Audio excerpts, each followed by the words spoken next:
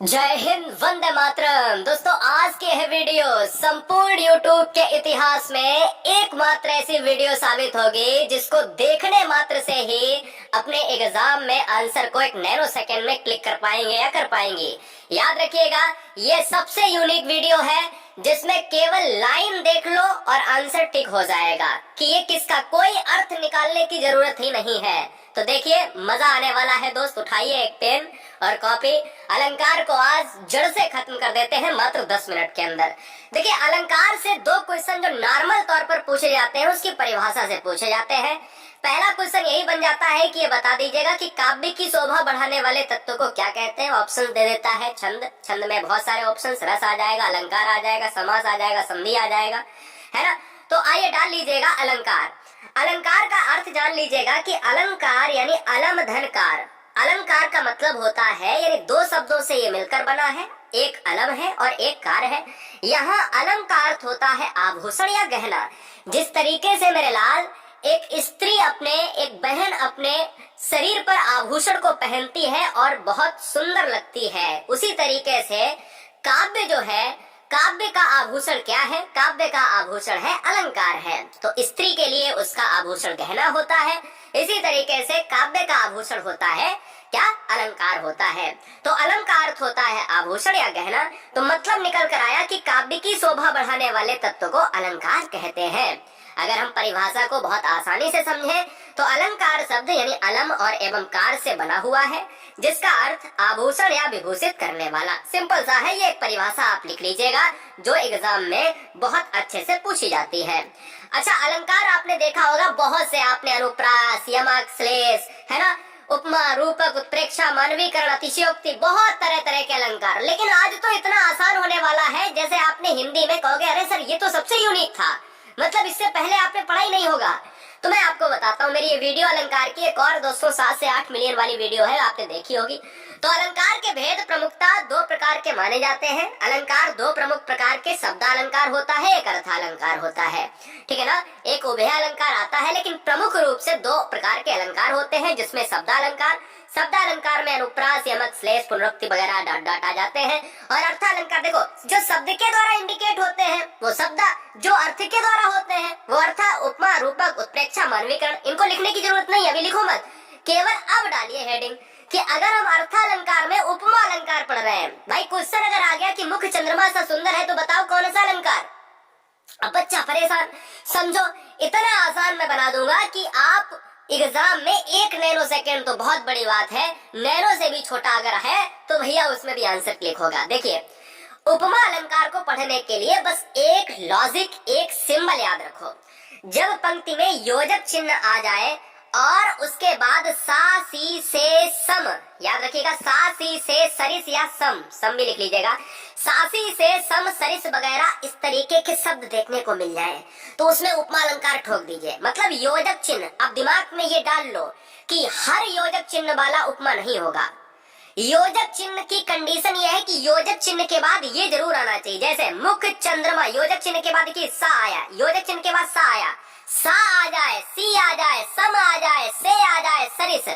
तो मतलब ये है कि उपमा अलंकार तभी आएगा जब तुलना होगी, दो वस्तुओं में कंपैरिजन होगी। कहता है मुख चंद्रमा सा सुंदर है, मुख की तुलना चंद्रमा से कर दी। कर कमल सा कोमल है, हाथी की तुलना दोस्तों कर दी है ना कमल से, है ना। याद रखिए, अगर नहीं समझे तो आइए ध्यान दीजिएगा। मखमल के, देखिए कर कमल सा बता चुके, मखमल के झूले पड़े हाथी सटीला। देखो योजक के बाद सा आ गया है, तो मतलब योजक के बाद अगर सा, योजक क्या है? योजक ये है डैश, जिसको डैश कहते हैं। डैश के बाद अगर सा आ जाए, सी आ जाए, सम आ जाए तो दुनिया का सारा टेंशन, डिप्रेशन छोड़ के उपमा ठोक दीजिए, कभी गलत नहीं होगा। बात खत्म हो गई, बात खत्म हो गई। आइए अब रूपक में भी योजक आता है। देखो रूपक उपमा को कितना आसान से हम अलग कर देते हैं, देखो कितना मजा आ जाता है दोस्तों। आप कहोगे कि सर कभी हमने रूपक नहीं पढ़ पाया था, आज तो आपने ऐसे समझा दिया चुटकी में। देखो जब पंक्ति में योजक चिन्ह आए, अब आप कहोगे कि सर आपने तो ये भी बताया था कि उपमा में भी योजक चिन्ह आए। अरे भाई योजक चिन्ह के बाद हमने कहा था सासी से सम, सरिस आ जाए तो उपमा ठोक देना, और मैंने कहा कि अगर योजक चिन्ह के बाद सासी से सम ना आए तो रूपक ठोक देना, बात खत्म। मतलब आ जाए सासी से सम तो उपमा, और ना आए सासी से तो भैया के अलंकार होगा, रूपक होगा। मैया मैं तो चंद्र खिलौना ली हूँ, मतलब योजक चिन्ह के बाद सासी से ना आकर शब्द, शब्द शब्द के बीच में, शब्द चंद्र है, खिलौना चंद्र है, बीच में योजक है, शब्द शब्द के बीच में योजक आ जाए तो रूपक हो जाएगा। कैसे, आइए और जान ले। दो उदाहरण और देता हूँ। चरण कमल बंदो हरिराय, कितनी बार एग्जाम में आया चरण। आज ही वीडियो को अगर पसंद आ रहा हो तो चैनल को सिलेक्शन के लिए, पास होने के लिए सब्सक्राइब कर ले, बहुत ईमानदारी से। हर बहन हर भाई बहुत ईमानदारी से सब्सक्राइब कर ले। चरण कमल बंदो हरिराय, देखो सासी से सम नहीं आया है, शब्द शब्द के बीच में योजक आ जाए तो रूपक, और शब्द सासी सम लेकर आ जाए, यानी योजक के साथ सासी सम से लेकर आ जाए तो हो गया उपमा। राम कृपा भव निशा सिरानी, राम कृपा भव निशा सिरानी, तो योजक के बाद क्या आया है, नहीं, योजक के बाद शब्द आ रहा है, तुरंत रूपक हो जाएगा। उत्प्रेक्षा जान लो। यदि पंक्ति में ज्यो, ध्यान दीजिएगा, उत्प्रेक्षा, हाँ बहुत बढ़िया। उत्प्रेक्षा अलंकार तो 1 सेकंड का, 1 नैनो सेकंड से भी कम। देखो उत्प्रेक्षा अलंकार यदि पंक्ति में ज्यो त्यों मानो इव मनु जनु जान मनहु जनहु इस तरीके से शब्द आते हैं, जनु जानो मनु मानो जनहु मनहु इत्यादि, जानो मानो टानो, है ना, ये शब्द दोस्तों आते हैं तो वह क्या उत्प्रेक्षा अलंकार होता है। बोले सर कैसे, ट्रिक याद कर लीजिएगा, ट्रिक नोट कर लो कि जनु बरसा ऋतु प्रकट बुढ़ाई, जनु आ गया, जनु देखो, नेत्र मानो कमल है, नेत्र मानो कमल है। अगर नेत्र मानो कमल है पूछ लिया जाए कौन सा अलंकार, तो ठोक दोगे ना दोस्त, अलंकार होगा उत्प्रेक्षा होगा। ठीक है, नहीं आ रहा है समझ में तो आइए एक और करते हैं। मैंने कहा जनु जानो मनु मानो मनहु जनहु, एक और लेता हूँ कि जैसे सोहत ओढ़े पीत पट श्याम सलोने गात, मनहु नीलमणि शैल पर आतप परयो प्रभात। दो दोस्तों बताइएगा कि यह उत्प्रेक्षा अलंकार की ट्रिक नहीं है, बिल्कुल है दोस्तों। यही गुरुजी वर्ड आपको सिखाता है कि एग्जाम में कैसे टॉपर बने, किस तरीके से एग्जाम को टॉप करें, ठीक है ना।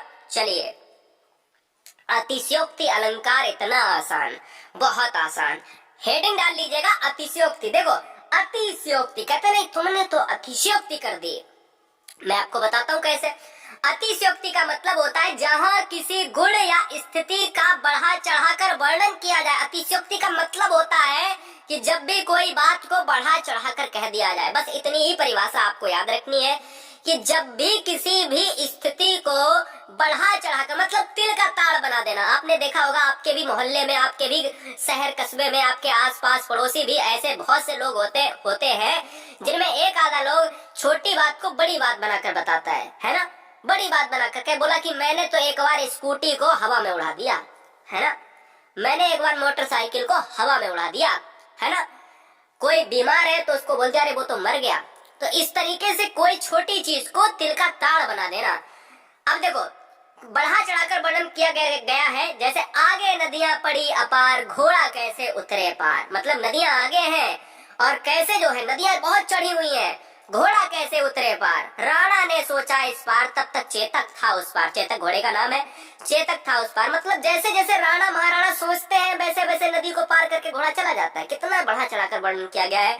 मतलब सोच भी नहीं पाया राणा ने और चेतक हो गया उस पार नदी के पार। ऐसा नहीं हो सकता। मतलब जहाँ पर चीजों को बढ़ा चढ़ाकर वर्णन किया जाए तो वहाँ पर दोस्तों अतिशयोक्ति अलंकार होता है। जैसे जैसे हनुमान की पूंछ में लगन न पाई आग, सगरी लंका जल गए, भाग गए निशाचर भाग, है ना।